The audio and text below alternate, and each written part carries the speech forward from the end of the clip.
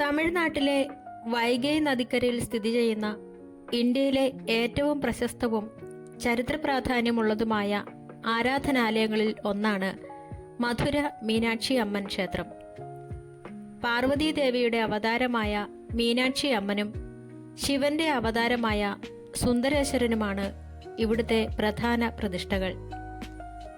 മലയധ്വജ പാണ്ഡ്യൻ എന്ന പാണ്ഡ്യരാജാവിന്റെ മകളായാണ് മീനാക്ഷി ദേവി ജനിച്ചത് എന്നാണ് വിശ്വാസം.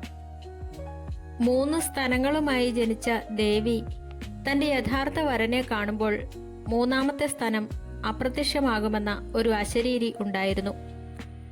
കൈലാസത്തിൽ വെച്ച് ശിവനെ അഥവാ സുന്ദരേശ്വരനെ കണ്ടുമുട്ടിയപ്പോൾ ഈ അത്ഭുതം സംഭവിക്കുകയും തുടർന്ന് മധുരയിൽ വെച്ച് ഇവരുടെ വിവാഹം നടക്കുകയും ചെയ്തു. ഈ ദിവ്യ വിവാഹത്തിന്റെ സ്മരണയ്ക്കായാണ് മധുരയിലെ പ്രശസ്തമായ ചിത്തിരൈ തിരുവിഴ ഉത്സവം ആഘോഷിക്കുന്നത്. ഇന്ത്യയിലെ പ്രധാനപ്പെട്ട 51 ശക്തിപീഠങ്ങളിൽ ഒന്നാണ് മധുര. ദേവിയുടെ ജീവനുള്ള സാന്നിധ്യമായാണ് ഭക്തർ മീനാക്ഷിയെ കാണുന്നത്. കാശിയിലെ വിശാലാക്ഷിയും കാഞ്ചിയിലെ കാമാക്ഷിയും കഴിഞ്ഞാൽ ശക്തി ആരാധനയിൽ ഏറ്റവും പ്രധാനപ്പെട്ട ഇടം മധുര മീനാക്ഷിക്കാണ്. പൊതുവെ ശിവക്ഷേത്രങ്ങളിൽ ശിവനാണ് പ്രധാന പ്രതിഷ്ഠയെങ്കിൽ മധുരയിൽ മീനാക്ഷി അമ്മനാണ് പ്രഥമ സ്ഥാനം. ക്ഷേത്രത്തിലെ ആചാരങ്ങൾ പ്രകാരം ഭക്തർ ആദ്യം മീനാക്ഷി ദേവിയെ വണങ്ങിയ ശേഷമേ സുന്ദരേശ്വരനെ ദർശിക്കാറുള്ളൂ. ഇത് ഹൈന്ദവ ആത്മീയതയിലെ സ്ത്രീ ശക്തിയുടെയും മാതൃത്വത്തിന്റെയും പ്രാധാന്യത്തെ വിളിച്ചോതുന്നു. തത്തയെ കയ്യിലേന്തിയ രൂപത്തിലാണ് ദേവി ഇവിടെയുള്ളത്. തത്ത പ്രകൃതിയുടെയും വിദ്യയുടെയും പ്രതീകമാണ്. മീനാക്ഷി എന്ന പേരിന്റെ അർത്ഥം മീനിന്റെ കണ്ണുകളുള്ളവൾ എന്നാണ്. മീൻ അതിന്റെ മുട്ടകളെ കൺചിമ്മാതെ നോക്കി വിരിയിക്കുന്നതുപോലെ ദേവി തന്റെ ഭക്തരെ ദയാപൂർവം നോക്കി സംരക്ഷിക്കുന്നു എന്നാണ് ആത്മീയ വിശ്വാസം. സംഘകാല കൃതികളിൽ വരെ മധുര നഗരത്തെയും ഈ ക്ഷേത്രത്തെയും കുറിച്ച് പരാമർശങ്ങളുണ്ട്. ആദ്യകാലത്ത് പാണ്ഡ്യരാജാക്കന്മാരാണ് ക്ഷേത്രം നിർമ്മിച്ചതും പരിപാലിച്ചതും. ക്രിസ്തുവർഷം 1310 ഡൽഹി സുൽത്താനേറ്റിന്റെ ജനറലായ മാലിക് കാഫൂർ മധുര ആക്രമിക്കുകയും ക്ഷേത്രത്തിന്റെ വലിയൊരു ഭാഗം കൊള്ളയടിക്കുകയും നശിപ്പിക്കുകയും ചെയ്തു. ഇതേ തുടർന്ന് ഏകദേശം 50ഓളം വർഷക്കാലം ക്ഷേത്രം അടച്ചിടേണ്ടി വന്നു. വിജയനഗര സാമ്രാജ്യം മധുര സുൽത്താനേറ്റിനെ പരാജയപ്പെടുത്തിയതോടെയാണ് ക്ഷേത്രത്തിന്റെ നല്ല കാലം വീണ്ടെടുത്തത്.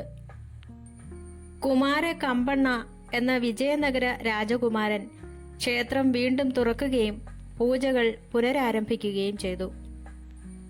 ഇന്ന് നമ്മൾ കാണുന്ന മധുര മീനാക്ഷി ക്ഷേത്രത്തിന്റെ ഭൂരിഭാഗം നിർമ്മിതികളും മധുര നായിക്യ രാജാക്കന്മാരുടെ സംഭാവനയാണ്. പ്രത്യേകിച്ച് തിരുമല നായ്ക്കൻ എന്ന ഭരണാധികാരിയാണ് ക്ഷേത്രത്തെ ഇന്നത്തെ രീതിയിലുള്ള ബൃഹത്തായ വാസ്തുവിദ്യാ വിസ്മയമാക്കി മാറ്റിയത്. ക്ഷേത്രത്തിന് ആകെ 14 കൂറ്റൻ ഗോപുരങ്ങളുണ്ട്. ഇതിൽ ഏറ്റവും ഉയർന്നത് തെക്കേ ഗോപുരമാണ്. ഇതിന്റെ ഉയരം ഏകദേശം 170 അടിയാണ്. ഇവയിൽ ആയിരക്കണക്കിന് പുരാണ കഥാപാത്രങ്ങളുടെ വർണ്ണാഭമായ ശില്പങ്ങൾ കൊത്തിവെച്ചിട്ടുണ്ട്. തമിഴ് ഭാഷയുടെയും സാഹിത്യത്തിന്റെയും വളർച്ചയിൽ ഈ ക്ഷേത്രത്തിന് വലിയ പങ്കുണ്ട്. ഭക്തർ ദർശനത്തിന് മുൻപ് കൈകാലുകൾ ശുദ്ധമാക്കുന്ന പുണ്യ കുളമാണ് പൊറ്റാമരൈ കുളം. പുരാതന കാലത്ത് തമിഴ് കവികളുടെയും പണ്ഡിതന്മാരുടെയും സംഗമവേദിയായിരുന്ന തമിഴ് സംഘം ഒത്തുകൂടിയിരുന്നത് പൊറ്റാമരൈ കുളത്തിന്റെ തീരത്തായിരുന്നു. കവികളുടെ കൃതികളുടെ മൂല്യം അളന്നിരുന്നത് ഈ കുളത്തിലെ ജലത്തിൽ വെച്ചായിരുന്നു എന്നൊരു ഐതിഹ്യവുമുണ്ട്. മധുര നഗരം ആസൂത്രണം ചെയ്തിരിക്കുന്നത് തന്നെ ഈ ക്ഷേത്രത്തെ കേന്ദ്രീകരിച്ചാണ്. ക്ഷേത്രത്തിനു ചുറ്റും താമരപ്പൂവിന്റെ ഇതളുകൾ പോലെയാണ് നഗരത്തിലെ പ്രധാന റോഡുകൾ നിർമ്മിച്ചിരിക്കുന്നത്. തമിഴ്നാട്ടിലെ തന്നെ ഏറ്റവും വലിയ സാംസ്കാരിക ഉത്സവങ്ങളിൽ ഒന്നാണ് മധുരയിലെ ചിത്തിരൈ തിരുവിഴ. മീനാക്ഷി ദേവിയുടെയും സുന്ദരേശ്വരൻ്റെയും ദിവ്യവിവാഹമാണ് ഇതിലെ പ്രധാന ചടങ്ങ്. ഒരു മാസക്കാലം നീണ്ടു നിൽക്കുന്ന ഈ ഉത്സവം ജാതി മത ഭേദമന്യേ ലക്ഷക്കണക്കിന് ആളുകളെ മധുരയിലേക്ക് ആകർഷിക്കുന്നു. ഇത് നഗരത്തിന്റെ സാംസ്കാരിക ഒരുമയുടെ പ്രതീകമാണ്.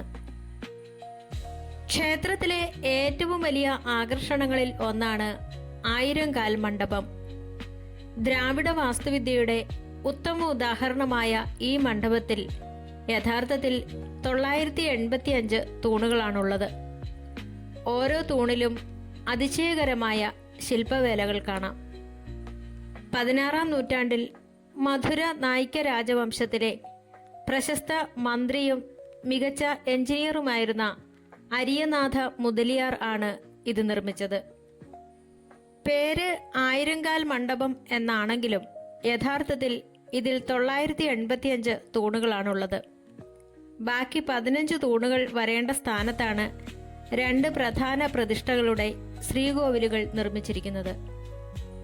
വളരെ കൃത്യമായ ജ്യാമിതീയ ആസൂത്രണത്തോടെയാണ് ഈ തൂണുകൾ നിരത്തിയിരിക്കുന്നത്. മണ്ഡപത്തിന്റെ ഏതു കോണിൽ നിന്ന് നോക്കിയാലും ഈ തൂണുകൾ കൃത്യമായ ഒരു നേർരേഖയിൽ കാണാം എന്നത് അന്നത്തെ എഞ്ചിനീയറിംഗ് വൈദഗ്ധ്യത്തിന്റെ തെളിവാണ്. മണ്ഡപത്തിലെ ഓരോ തൂണും കരിങ്കല്ലിൽ കൊത്തിയെടുത്ത ഒരു ലഘു കാവ്യമാണ്. പുരാണങ്ങളിലെ കഥകളും ജീവസുറ്റ രൂപങ്ങളും ഇവയിൽ ദർശിക്കാം.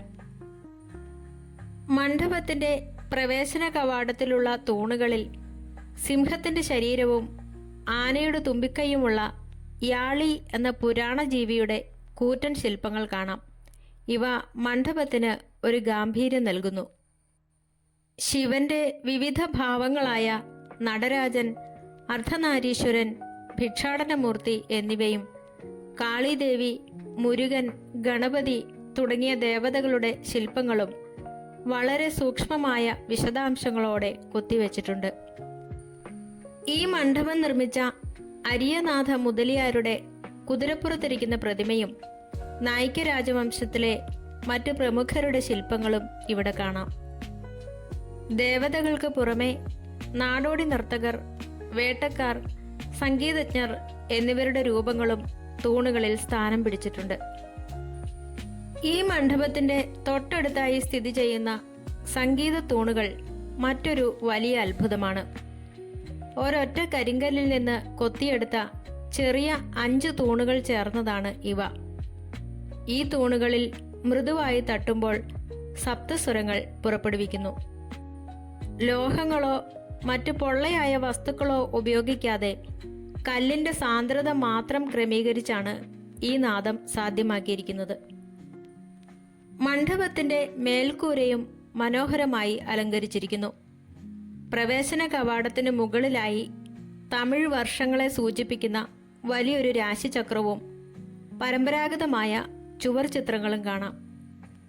പ്രകൃതിദത്തമായ ചായങ്ങൾ ഉപയോഗിച്ച് വരച്ച ഈ ചിത്രങ്ങൾ ഇന്നും അവയുടെ നിറം മങ്ങാതെ നിലനിൽക്കുന്നു. ഇന്ന് ഈ മണ്ഡപം ഒരു ആർട്ട് മ്യൂസിയം ആയിട്ടാണ് ഉപയോഗിക്കുന്നത്. ക്ഷേത്രത്തിന്റെ ചരിത്രത്തിലേക്ക് വെളിച്ചം വീശുന്ന പുരാതനമായ വെങ്കല വിഗ്രഹങ്ങൾ, നാണയങ്ങൾ, ഓലഗ്രന്ഥങ്ങൾ, പെയിന്റിങ്ങുകൾ എന്നിവ ഇവിടെ പ്രദർശിപ്പിച്ചിരിക്കുന്നു. ഭരതനാട്യം ഉൾപ്പെടെയുള്ള ക്ലാസിക്കൽ നൃത്തരൂപങ്ങളുടെയും കർണാടക സംഗീതത്തിന്റെയും വലിയൊരു കേന്ദ്രമായിരുന്നു ഈ ക്ഷേത്രം. ക്ഷേത്രത്തിലെ രാജസദസ്സുകളും മണ്ഡപങ്ങളും എന്നും കലാകാരന്മാർക്ക് വലിയ പ്രോത്സാഹനം നൽകിയിരുന്നു. തൂങ്കാ നഗരം, അതായത് ഉറങ്ങാത്ത നഗരം എന്നാണ് മധുര അറിയപ്പെടുന്നത്. അതിരാവിലെ 5 മണിക്ക് മീനാക്ഷി ക്ഷേത്രത്തിലെ തിരുപ്പള്ളി അഴിച്ചി ചടങ്ങോടെ ആരംഭിച്ച് രാത്രി വൈകി പള്ളിയറൈ പൂജയോടെ അവസാനിക്കുന്ന ക്ഷേത്രാചാരങ്ങൾക്കൊപ്പം തന്നെയാണ് ഇവിടുത്തെ ജനജീവിതവും സാംസ്കാരിക വ്യാപാരങ്ങളും കറങ്ങുന്നത്. മധുര മീനാക്ഷി അമ്മൻ ക്ഷേത്രം എന്നത് കേവലം ഒരു ആരാധനാലയം മാത്രമല്ല, മറിച്ച് തമിഴ് സംസ്കാരത്തിൻ്റെയും ദ്രാവിഡ ആത്മീയതയുടെയും ഹൃദയമിടിപ്പാണ്. നൂറ്റാണ്ടുകളായി തെന്നിന്ത്യയുടെ സാംസ്കാരിക തലസ്ഥാനമായി മധുര നിലകൊള്ളുന്നതിന് പ്രധാന കാരണം ഈ ക്ഷേത്രമാണ്.